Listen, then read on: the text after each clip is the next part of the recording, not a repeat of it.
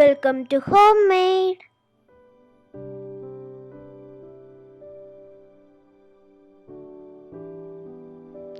ആദ്യത്തെ ടിപ്പ് നമുക്ക് ചെറുനാരങ്ങ എങ്ങനെ കുറച്ച് ദിവസം ഫ്രഷ് ആയിട്ട് പുറത്ത് സൂക്ഷിക്കാം എന്നുള്ളതാണ്. ഞാനിപ്പോൾ അതിന് വേണ്ടിയിട്ട് ഒരു എയർ ടൈറ്റ് ആയിട്ടുള്ള കണ്ടെയ്നർ എടുത്തിട്ടുണ്ട്. ഞാനിപ്പോൾ പ്ലാസ്റ്റിക്കിൻ്റെയാണ് എടുത്തിരിക്കുന്നത്. നിങ്ങൾക്ക് സ്റ്റീലിൻ്റെ ഏതാണെങ്കിലും ഉപയോഗിക്കാം. അത് നന്നായിട്ട് കഴുകി ക്ലീൻ ചെയ്തതിന് ശേഷം വെള്ളം നന്നായിട്ട് തുടച്ച് മാറ്റുക, നല്ല ഡ്രൈ ആക്കുക. അതിനുശേഷം ആ പ്ലേറ്റിലേക്ക് നമുക്ക് കുറച്ച് പൊടി ഉപ്പ് നിരത്തി കൊടുക്കാം. ആ ഉപ്പിൻ്റെ മുകളിലേക്ക് നമുക്ക് ചെറുനാരങ്ങ നിരത്തി വയ്ക്കാം. അതിനുശേഷം നന്നായിട്ട് ടൈറ്റായിട്ട് അടച്ച് നമുക്ക് സൂക്ഷിക്കാവുന്നതാണ്. കുറച്ച് ദിവസം, ഒരാഴ്ചയിൽ കൂടുതൽ നാരങ്ങ ഫ്രഷ് ആയിട്ട് നമുക്കിതുപോലെ പുറത്ത് സൂക്ഷിക്കാൻ പറ്റും. ഫ്രിഡ്ജിൽ വെക്കേണ്ട കാര്യമൊന്നുമില്ല.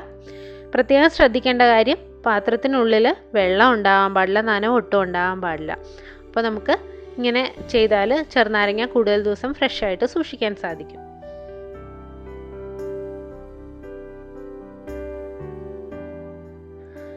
രണ്ടാമത്തെ ടിപ്പ്, നമുക്ക് ഫ്രിഡ്ജ് ഒന്നും ഇല്ല എന്നുണ്ടെങ്കിൽ ഫ്രിഡ്ജ് യൂസ് ചെയ്യാതെ തന്നെ പാല് പുറത്ത് എങ്ങനെ 2 ദിവസം വരെ ചീത്തയാകാതെ സൂക്ഷിക്കുക എന്നുള്ളതാണ്.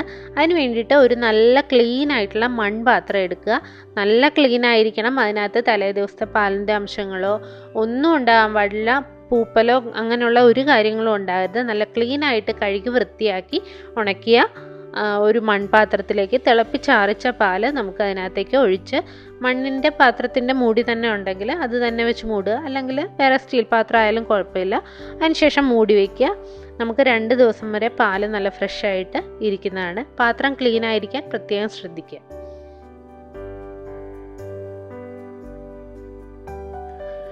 ഇത് ഞാൻ കടലമാവ് ചേർത്ത് വറുത്ത് നല്ല ക്രിസ്പി ആയിട്ട് വറുത്തെടുത്ത നത്തോലി ഫ്രൈ ആണ്. ഇതിൻ്റെ റെസിപ്പി ഞാൻ നേരത്തെ ഇട്ടിട്ടുണ്ട്.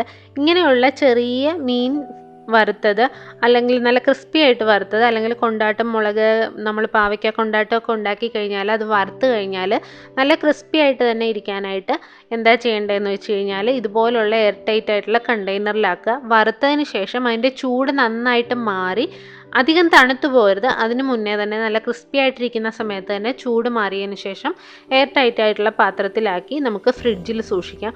അപ്പോൾ ഇത് നല്ല ക്രിസ്പി ആയിട്ട് തന്നെ നമുക്ക് കുറേ നേരം സൂക്ഷിക്കാൻ സാധിക്കും. നമ്മൾ കഴിക്കാൻ നേരത്തെ ഫ്രിഡ്ജിൽ നിന്ന് എടുത്ത് ഉപയോഗിച്ചാൽ മതി. അപ്പോഴും നല്ല ക്രിസ്പി ആയിട്ട് തന്നെ ഇരിക്കും. അപ്പോൾ ഇതും എല്ലാവരും ഒന്ന് ട്രൈ ചെയ്ത് നോക്കുക.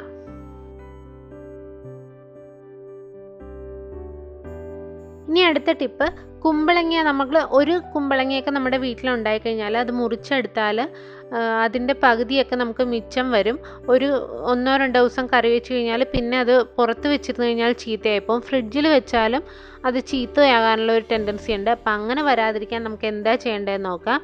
ഇതുപോലെ കുമ്പളങ്ങയുടെ ഉള്ളിലെ ആ കുരുവിൻ്റെ ഭാഗം, കുരുവും അതിനോടൊപ്പം തന്നെയുള്ള ആ സോഫ്റ്റ് ആയിട്ടുള്ള പോർഷനും നമുക്ക് ഇതുപോലെ കട്ട് ചെയ്ത് മാറ്റിയെടുക്കാം. അത് പ്രത്യേകം ശ്രദ്ധിക്കണം. ആ കുരുവിൻ്റെയോ ആ മാംസളമായ സോഫ്റ്റ് ആയിട്ടുള്ള ഭാഗമോ ഒന്നും ഒട്ടും തന്നെ ഉള്ളിൽ അവശേഷിക്കാൻ പാടില്ല. നന്നായിട്ട് ക്ലീൻ ചെയ്തതിന് ശേഷം അതിൻ്റെ തൊലിയൊക്കെ കട്ട് ചെയ്ത് ചെറിയ പീസാക്കി എടുക്കുക. അതിനുശേഷം നന്നായിട്ട് കഴുകി വൃത്തിയാക്കി തുടച്ചുണക്കിയ ഒട്ടും ജലാംശം ഇല്ലാത്ത ഒരു എയർ ടൈറ്റ് ആയിട്ടുള്ള കണ്ടെയ്നറിലേക്ക് നമുക്ക് ഈ പീസെല്ലാം മാറ്റാം. അതിനുശേഷം നന്നായിട്ട് അടച്ച് നമുക്ക് ഫ്രിഡ്ജിൽ സൂക്ഷിക്കാം. പ്രത്യേകം ശ്രദ്ധിക്കേണ്ട കാര്യങ്ങൾ, ഉള്ളിലുള്ള കുരുവും മാംസളമായ ഭാഗവും കംപ്ലീറ്റ് ആയിട്ടും റിമൂവ് ചെയ്യുക. അതിനുശേഷം അതുപോലെ തന്നെ നമ്മൾ എടുക്കുന്ന കണ്ടെയ്നറിൽ ഒട്ടും ജലാംശമോ ഈർപ്പമോ ഉണ്ടാകാൻ പാടില്ല. നന്നായിട്ട് ക്ലീൻ ചെയ്തതിന് ശേഷം മാത്രം ഇത് സൂക്ഷിച്ച് വയ്ക്കുക. നമുക്ക് ഫ്രിഡ്ജിൽ വെച്ച് കഴിഞ്ഞാൽ കുറേ ദിവസം, ഒരാഴ്ചയോളം ഇത് ചീത്തയാകാതെ ഇരിക്കുന്നതാണ്.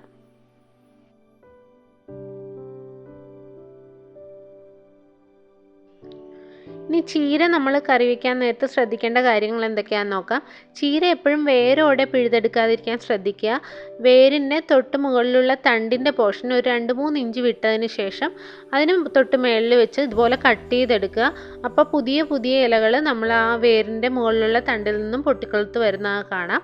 അപ്പോൾ നമുക്ക് പല പ്രാവശ്യം ഒരു ചീരയുടെ ചെടിയിൽ നിന്നും തന്നെ നമുക്ക് പല പ്രാവശ്യം നമുക്ക് ഇലകൾ പറിച്ചെടുത്ത് കറി വയ്ക്കാനായിട്ട് പറ്റും. അതുപോലെ തന്നെ ചീര ഇല കഴുകി നന്നായിട്ട് വെള്ളം വാർന്നതിന് ശേഷം അരിഞ്ഞ് ഒട്ടും ജലാംശം ഉണ്ടാകരുത്. വെള്ളം നന്നായിട്ട് വാർന്നതിന് ശേഷം നമുക്ക് അരിഞ്ഞ് ഒരു സ്റ്റീൽ പാത്രത്തിൽ ആക്കി, ഒട്ടും നനവില്ലാത്ത ഒരു സ്റ്റീൽ പാത്രത്തിലോ പ്ലാസ്റ്റിക് കണ്ടെയ്നറിലോ ആക്കി നമുക്ക് അടച്ച് എയർ ടൈറ്റായിട്ട് അടച്ച് ഫ്രിഡ്ജിൽ സൂക്ഷിച്ച് വെച്ച് കഴിഞ്ഞാൽ ഒരാഴ്ച വരെ നല്ല ഫ്രഷായിട്ട് ചീരയില ഫ്രിഡ്ജിൽ സൂക്ഷിക്കാൻ പറ്റും. ശ്രദ്ധിക്കേണ്ട കാര്യം, ജലാംശം ഒട്ടും ഉണ്ടാകാൻ പാടില്ല. പാത്രത്തിലും അതുപോലെ തന്നെ ചീരയിലും നന്നായിട്ട് ചെറുതായിട്ട് അരിഞ്ഞതിന് ശേഷം നമുക്ക് എത്ര വലിപ്പത്തിലാണോ അരിയേണ്ടത് ആ ഒരു വലിപ്പത്തിൽ അരിഞ്ഞതിന് ശേഷം എയർ ടൈറ്റ് ആയിട്ടുള്ള പാത്രത്തിൽ, നല്ല ഡ്രൈ ആയിട്ടുള്ള പാത്രത്തിൽ അടച്ച് ഫ്രിഡ്ജിൽ സൂക്ഷിക്കുക. നല്ല ഫ്രഷ് ആയിട്ട് ഒരാഴ്ച വരെ നമുക്ക് ചീരയില സൂക്ഷിക്കാനായിട്ട് സാധിക്കും.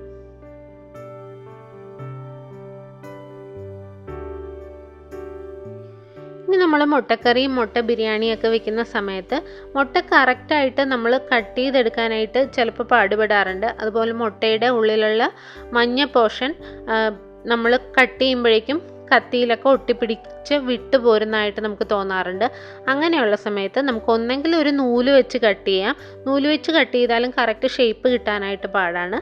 അപ്പോൾ അതിന് പകരം ഇതുപോലെ ഒന്ന് കത്തി ചെറുതായിട്ടൊന്ന് ചൂടാക്കിയതിന് ശേഷം നമ്മൾ കട്ട് ചെയ്ത് കഴിഞ്ഞാൽ മഞ്ഞയൊന്നും ഒട്ടും പൊടിയാതെ തന്നെ നമുക്ക് നല്ല ഷേപ്പായിട്ട് പെട്ടെന്ന് തന്നെ മുട്ട രണ്ടായിട്ട് മുറിച്ചെടുക്കാനായിട്ട് സാധിക്കും. അപ്പോൾ 2-3 മുട്ടയൊക്കെ മുറിച്ചതിന് ശേഷം നമ്മൾ കത്തി ഒന്ന് ടിഷ്യൂ പേപ്പർ വെച്ച് പതുക്കെ ഒന്ന് തുടച്ച് അതിലെ പൊടികൾ മാറ്റുക. അതിന് ശേഷം വേണം വീണ്ടും നമ്മൾ കട്ട് ചെയ്യാനായിട്ട്.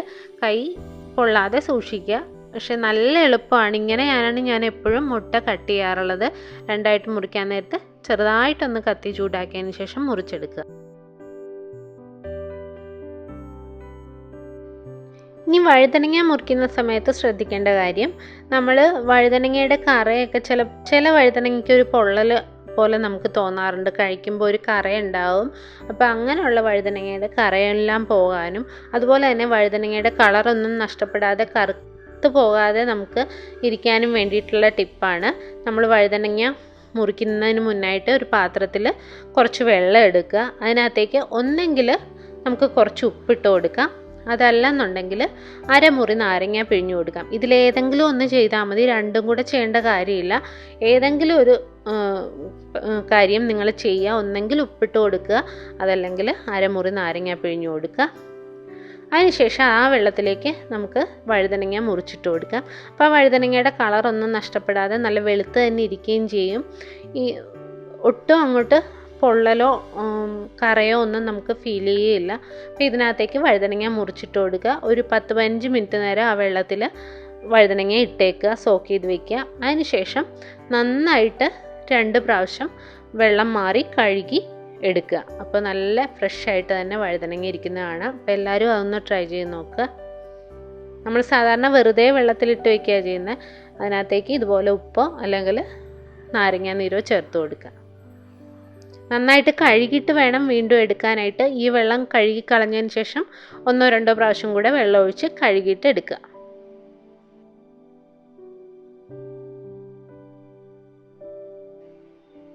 നമ്മൾ വെണ്ടയ്ക്ക മുറിക്കുന്ന സമയത്ത് നാടൻ വെണ്ടയ്ക്കൊക്കെ ആണെങ്കിൽ നന്നായിട്ട് അതിലൊരു വഴുവഴുപ്പ് നമുക്ക് ഫീൽ ചെയ്യാറുണ്ട്. ഇതുപോലെ കത്തിയിലൊക്കെ ഭയങ്കരമായിട്ട് ചിലപ്പോൾ ഒട്ടിപ്പിടിക്കും. അപ്പോൾ അങ്ങനെ വരാതിരിക്കാൻ വേണ്ടി നമ്മൾ മുറിക്കുന്നതിന് മുന്നേ ആയിട്ട് കത്തിയിൽ ഒരു നാരങ്ങയുടെ പകുതി എടുത്ത് ഇതുപോലെ ഒന്ന് റബ്ബ് ചെയ്ത് കൊടുക്കുക. അല്പം നാരങ്ങ നീര് അതിലേക്ക് തേച്ച് പിടിപ്പിക്കുക. അതിനുശേഷം നമ്മൾ കട്ട് ചെയ്യുകയാണെങ്കിൽ വെണ്ടയ്ക്കയുടെ ആ വഴുവഴുപ്പൊന്നും കത്തിയിലേക്ക് പിടിക്കില്ല. ഒന്നും ഒട്ടിപ്പിടിക്കാതെ നമുക്ക് മുറിച്ചെടുക്കാനായിട്ട് സാധിക്കും. അതുപോലെ തന്നെ വെണ്ടയ്ക്ക ഫ്രൈ ചെയ്തെടുക്കാൻ നേരത്ത് നമ്മൾ മെഴുക്കുവരട്ടി വെച്ചെടുക്കാറില്ലേ, അപ്പോൾ പെട്ടെന്ന് മൊരിഞ്ഞ് കിട്ടാനായിട്ട് നാരങ്ങാ നീര് ചേർക്കുന്നത് നല്ലതാണ്. ഒരു 1/4 കിലോ വെണ്ടയ്ക്ക നമ്മൾ ഫ്രൈ ചെയ്യുന്ന സമയത്ത് 1 ടീസ്പൂണോളം നാരങ്ങാ നീര് ചേർത്ത് കൊടുത്താൽ മതിയാവും. കൂടുതൽ ചേർത്താൽ പുളി ഉണ്ടാവും. അപ്പോൾ 1 ടീസ്പൂൺ നാരങ്ങാ നീര് ചേർത്ത് നമ്മൾ ഫ്രൈ ചെയ്യുകയാണെങ്കിൽ നന്നായിട്ട് ക്രിസ്പി ആയിട്ട് മൊരിഞ്ഞ് കിട്ടാനായിട്ട് സാധിക്കും. അപ്പോൾ അതും നിങ്ങളെല്ലാവരും ഒന്ന് ട്രൈ ചെയ്ത് നോക്കുക.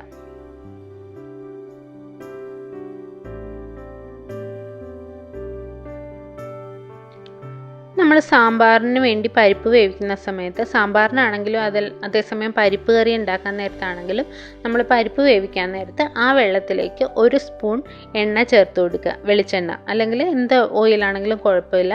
അല്ലെങ്കിൽ 1 സ്പൂൺ നെയ്യാണെങ്കിലും മതി. ചേർത്ത് കൊടുത്തതിന് ശേഷം നമ്മൾ കുക്കറിൽ വേവിക്കുകയാണെന്നുണ്ടെങ്കിൽ പെട്ടെന്ന് അതിൻ്റെ ചീറ്റി പുറത്തേക്കൊന്നും അങ്ങനെ പോവില്ല. സാധാരണ നമ്മൾ പരിപ്പ് വേവിക്കുമ്പോൾ ഒരുപാട് തെറിച്ച് പുറത്തേക്ക് പോകാറുണ്ട് വിസിലടിക്കുന്ന സമയത്ത്.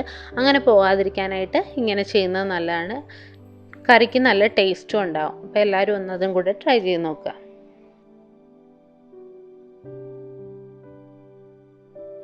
അപ്പോൾ നമ്മുടെ എല്ലാവരുടെയും പ്രശ്നമാണ് കാപ്പിപ്പൊടി പെട്ടെന്ന് കട്ടയായി പോകും. നമ്മൾ ഉപയോഗിച്ച് കഴിഞ്ഞാൽ പെട്ടെന്ന് തന്നെ പകുതി ആകുമ്പോൾ തന്നെ കട്ടയായി പോകും. അങ്ങനെ വരാതിരിക്കാനായിട്ട് നനഞ്ഞ സ്പൂണോ കാര്യങ്ങളോ ഒന്നും അതിലേക്ക് ഇടാതെ പ്രത്യേകം ശ്രദ്ധിക്കുക. സ്പൂൺ ഇട്ടെടുക്കുക വേണ്ട കാപ്പിപ്പൊടി. ഇതുപോലെ അതിൻ്റെ മേളിലെ കവറിൽ 1-2 ഹോൾ ഇട്ട് കൊടുക്കുക. കാപ്പിപ്പൊടി അതിൽ നിന്നും വരാനും മാത്രം വലിപ്പത്തിൽ ഹോൾ ഇട്ട് കൊടുക്കുക.